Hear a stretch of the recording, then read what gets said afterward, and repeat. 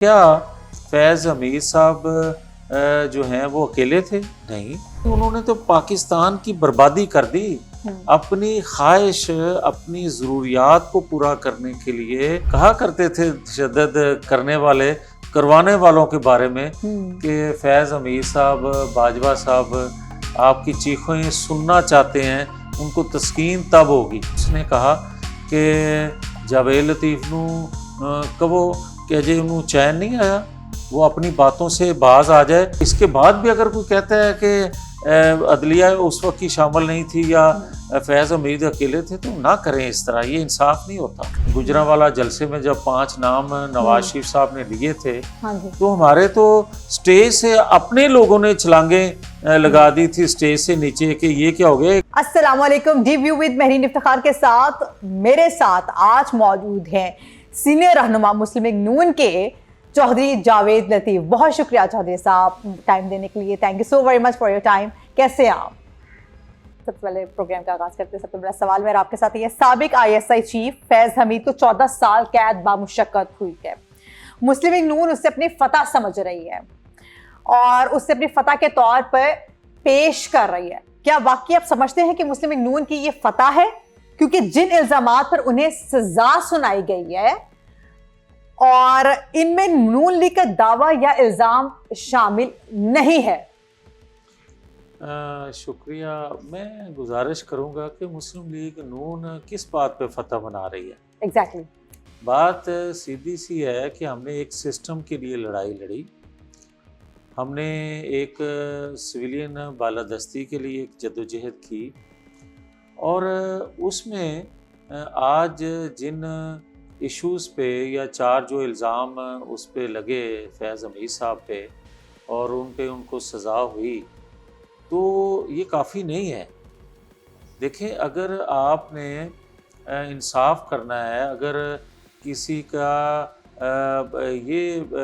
आप उसको जस्टिस करेंगे कि किसी ने मिसयूज़ किया अपनी पावर को, तो क्या सिर्फ हाउसिंग सोसाइटी है? क्या उन्होंने जो प्लानिंग मनसूबाबंदी की इमरान खान के लिए, क्या उन्होंने जो एक कप लहराया जाके काबुल में, और क्या फैज़ हमीद साहब जो हैं वो अकेले थे? नहीं, फैज़ हमीद के साथ उस अदारे के अंदर से कुछ लोग, दूसरा अदारा अदलिया उसमें से कुछ लोग, उस इमरान खान कुछ लोग, और इसी तरह सहाफ़ी भी कुछ लोग शामिल थे। और देखें, बात यह है कि अगर तो सिर्फ फैज़ हमीद नवाज शरीफ की हुकूमत गिराने में हो, ठीक है भाई, माफ़ कर दिया। अगर सिर्फ हमें अजियत देने के लिए वो जो मनसूबाबंदी, जो प्लानिंग सारे करते थे, हमें टॉर्चर करते थे, ठीक है भाई, माफ़ किया। तो भाई उन्होंने तो पाकिस्तान की बर्बादी कर दी। अपनी ख्वाहिश, अपनी ज़रूरियात को पूरा करने के लिए, अपने कोई एक्सटेंशन के लिए था, कोई था कि मैं आइंदा चीफ बन जाऊंगा, कोई था कि मैं आइंदा सदर बन जाऊंगा।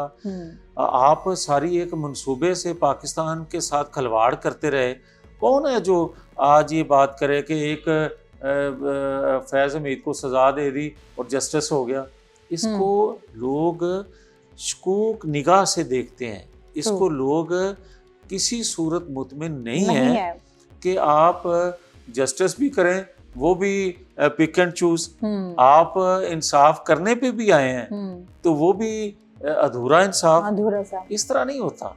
चलिए, आपने जैसा अभी इमरान खान के जैसे बात की है, जनरल बाजवा को क्लीन चिट देकर जनरल फैज़ और इमरान खान को सजा दी जाए, आपको लगता है ये तस्लीम किया जाएगा? देखें, बात यह है, मैं पहले भी अर्ज कर चुका हूँ कि किसी तौर पर भी फैज़ हमीद अकेले नहीं थे। देखें ना, चलें जहाँ से शुरू किया इन्होंने सज़ा देने का सिलसिला फैज़ हमीद को, वहीं से शुरू कर लेते हैं। भाई उस वक्त के किरदार, उसके बाद के किरदार जो हैं, कम से कम उनको तो कटहरे में खड़ा करना चाहिए।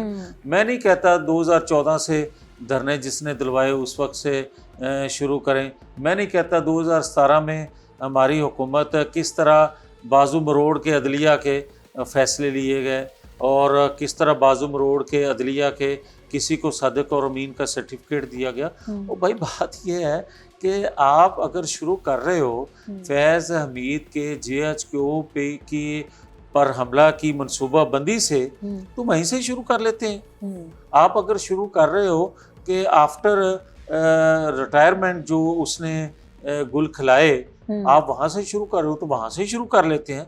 क्या उसके बाद ये सारे लोग मंसूबे में शामिल नहीं थे? और जो बात की जाती है जनरल बाजवा के हवाले से कि उनको शक की बिना पे या उनसे रिहायत हो जाए, तो मुझे याद है जब मुझे गिरफ्तार किया गया और जो तशद्दुद अज़ियत दी जाती थी, तो गद्दारी का इल्ज़ामात भी लगाए गए आप पे। और उस वक्त जब तशद्दुद किया जाता था तो वो कहा करते थे तशद्दुद करवाने वालों के बारे में कि फैज़ हमीद साहब, बाजवा साहब आपकी चीखें सुनना चाहते हैं, उनको तस्कीन तब होगी। अच्छा, मैं उनसे ये उस वक्त भी कहता था कि मर तो सकता हूँ मगर इस ज़बान से पीछे नहीं हटूंगा। और एक और चीज़ है, जनरल बाजवा को आप कैसे भरी कर सकते हैं कि हामिद मीर साहब, आपके जो शाइस्ता मलक थी, शाइस्ता परवेज़ मलक, ये 20-25 लोग बुलाए जनरल कमर जावेद बाजवा साहब ने बतौर आर्मी चीफ के, और उनमें गुफ्तगू और भी जहाँ हुई वहाँ ये भी उसने कहा कि जावेद लतीफ़ नू कहो कि अजय उन्होंने चैन नहीं आया, वो अपनी बातों से बाज आ जाए वरना इबरत का निशान बना देंगे। ये मुझे बहुत से लोगों ने, जो 20 वहाँ लोग गए थे, उन्होंने आके बताया। तो आप किस तरह कह सकते हैं कि जो इमरान खान कर रहे थे या फैज़ हमीद कर रहे थे वो अकेले थे, साकिब निसार शामिल थे? और मुझे ये भी बताएं कि जब 9-10 मई हो गया था तो इमरान खान गिरफ़्तार हुए और बंदियाल साहब ने अपनी कोर्ट में बुला के किस तरह उनको बेल आउट किया और फिर किस तरह उन्होंने रखा। तो इसके बाद भी अगर कोई कहता है कि अदलिया उस वक्त की शामिल नहीं थी या फैज़ हमीद अकेले थे, तो ना करें इस तरह, ये इंसाफ नहीं होता। अच्छा, तहरीक इंसाफ को फैज़ हमीद का बेनिफिशरी समझा जाता था, लेकिन जनरल बाजवा से मुस्तफ़ीद तो मुस्लिम लीग नून के बहुत से रहनुमा भी रहे हैं, वो आजकल उनके खिलाफ क्यों बात कर रहे हैं? बात अच्छी की है आपने कि देखें, जब फैज़ हमीद या जनरल कमर जावेद बाजवा ताकत की बुलंदियों पे थे, जब इनके पास पावर थी, तो उस वक्त हमारे कुछ लोग भी और दूसरे लोग भी, जिस तरह आपने कहा कि बेनिफिशरी जो हैं PTI के लोग हैं, कुछ लोग हमारे भी थे। क्यों नहीं? क्या नाम ले सकते हैं एक दो के? नहीं, मैंने क्या लेना, सबके सामने है। और आपको याद होगा शायद गुजरांवाला जलसे में जब 5 नाम नवाज शरीफ साहब ने लिए थे, तो हमारे तो स्टेज से अपने लोगों ने छलांगे लगा दी थी स्टेज से नीचे कि ये क्या हो गया, एक दो की तो क्रैक भी आ गए हड्डियों को छलांग लगाते वक्त। तो मतलब सबको पता है